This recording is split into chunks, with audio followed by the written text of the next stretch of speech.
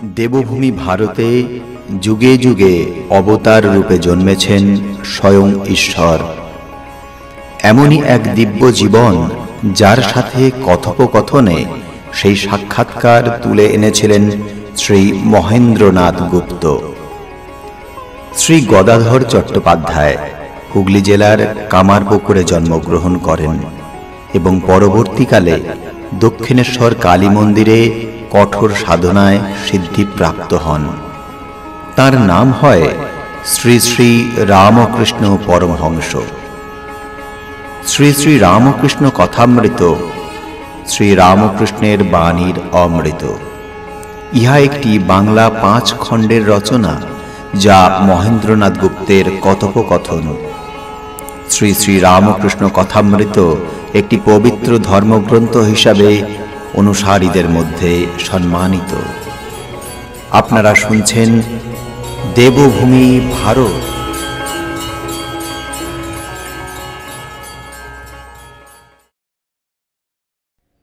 তৃতীয় পরিচ্ছেদ। শ্রী রামকৃষ্ণ অহর্নিশি সমাধিস্থ, দিন রাত কোথা দিয়া যাইতেছে, কেবল ভক্তদের সঙ্গে একার ঈশ্বরীয় কথা বা কীর্তন করেন। 3টা বা 4টার সময় মাস্টার দেখিলেন ঠাকুর ছোট তক্তপোষে বসিয়া আছেন ভাবাবিষ্ট। কিয়ৎক্ষণ পরে মার সঙ্গে কথা কহিতেছেন।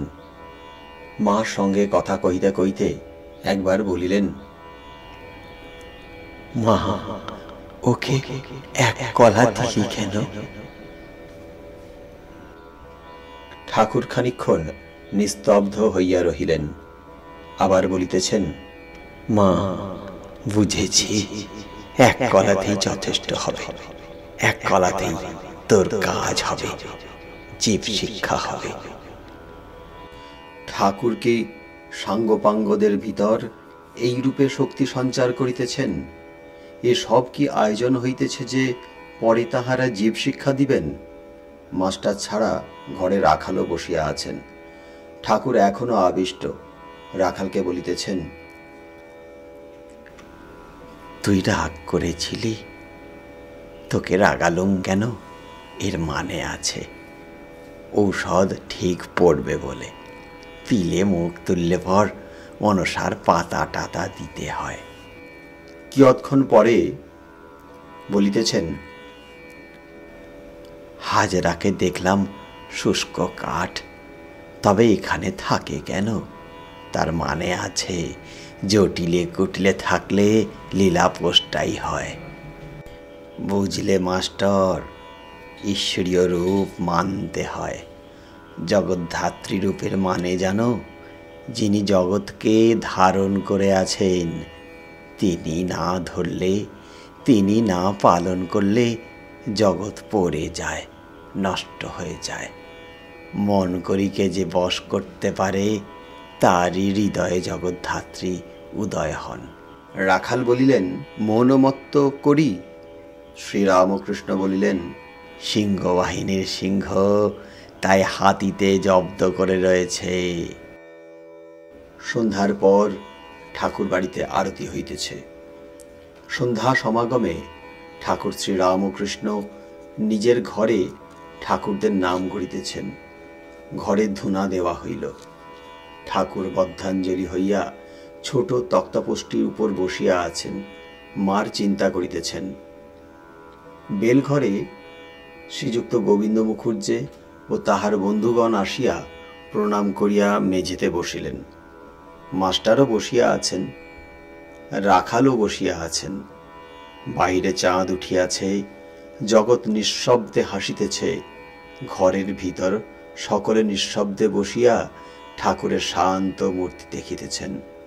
ঠাকুর ভাবাবিষ্ট। কিয়ৎক্ষণ পরে কথা কহিলেন, এখনো ভাবাবস্থা। শ্রীরামকৃষ্ণ বলিলেন, বলো, তোমাদের যা সংশয় আমি সব বলছি। গোবিন্দ ও অন্যান্য ভক্তেরা ভাবিতে লাগিলেন। গোবিন্দ বলিলেন, আজ্ঞা, শ্যামা এই রূপটি হলো কেন? শ্রীরামকৃষ্ণ বলিলেন, সে দুর্বলে কাছে গেলে কোনো রং নাই। দিঘির জল দূর থেকে কালো দেখায়, কাছে গিয়ে হাতে করে তোলো, কোনো রং নাই। ঈশ্বরের যত কাছে যাবে ততই ধারণা হবে তার নাম রূপ নাই। পেছিয়ে একটু দূরে এলে আবার আমার শ্যামা মা, যেন ঘাস ফুলের রং। শ্যামা পুরুষ না প্রকৃতি? হ্যাঁ। একজন ভক্ত পূজা করেছিল। একজন দর্শন করতে এসে দেখে ঠাকুরের গলায় পইতে।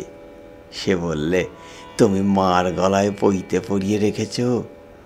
ভক্তটি বললে, ভাই, তুমি মাকে চিনেছ, আমি এখনো চিনতে পারি নাই তিনি পুরুষ কি প্রকৃতি, তাই পইতে পরিয়েছি।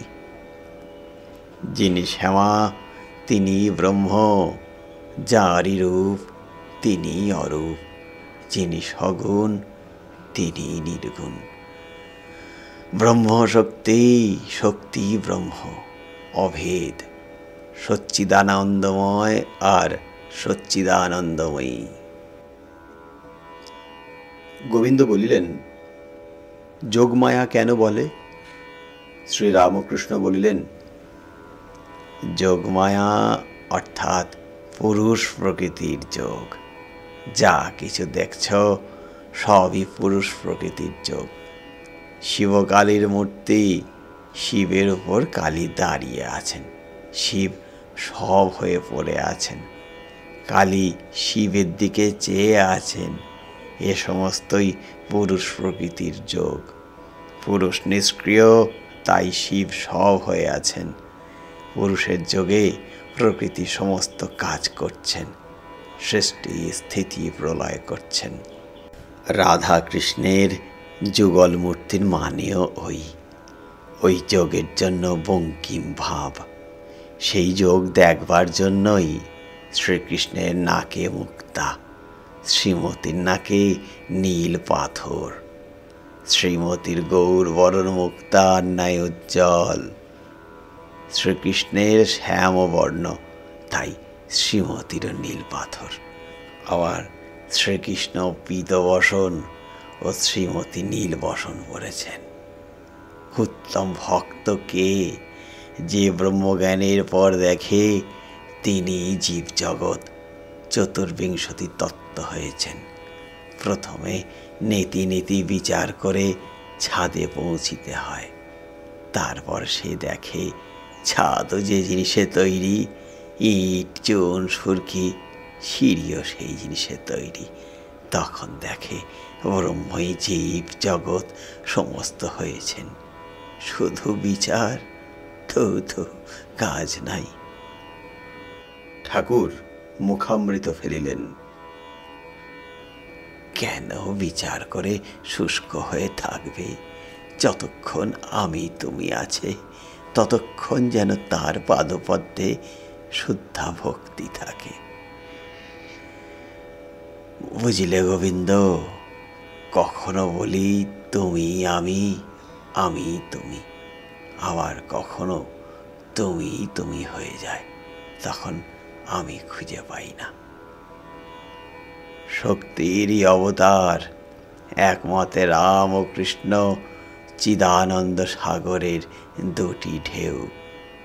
অদ্বৈত লাভের পর চৈতন্য লাভ হয়, তখন দেখে সর্বভূতে চৈতন্য রূপে তিনি আছেন। চৈতন্য লাভের পর আনন্দ, অদ্বৈত চৈতন্য নিত্যানন্দ। মাস্টার, আর তোমায় বলছি, রূপ, ঈশ্বরীয় রূপ অবিশ্বাস করো না। রূপ আছে, বিশ্বাস করো, তারপর যে রূপটি ভালোবাসো সেই রূপ ধ্যান করো। ও গোবিন্দ, কি জানো, যতক্ষণ ভোগবাসনা থাকে ততক্ষণ ঈশ্বরকে জানতে বা দর্শন করতে প্রাণ ব্যাকুল হয় না। ছেলে খেলা নিয়ে ভুলে থাকে, সন্দেশ দিয়ে ভুলাও, খানিক সন্দেশ খাবে। যখন খেলাও ভালো লাগে না, সন্দেশও ভালো লাগে না, তখন বলে মা যাব, আর সন্দেশ চায় না। যাকে চেনে না, কোনো কালে দেখে নাই, সে যদি বলে আয় মার কাছে নিয়ে যাই, তারই সঙ্গে যাবে। যে কোলে করে নিয়ে যায় তারই সঙ্গে যাবে। সংসারের ভোগ হয়ে গেলে ঈশ্বরের জন্য প্রাণ ব্যাকুল হয়। কি করে তাকে পাবো কেবল এই চিন্তা হয়। যে যা বলে তাই শুনে। মাস্টার স্বগত বললেন, ভোগ বাসনা গেলে তবে ঈশ্বরের জন্য প্রাণ ব্যাকুল হয়।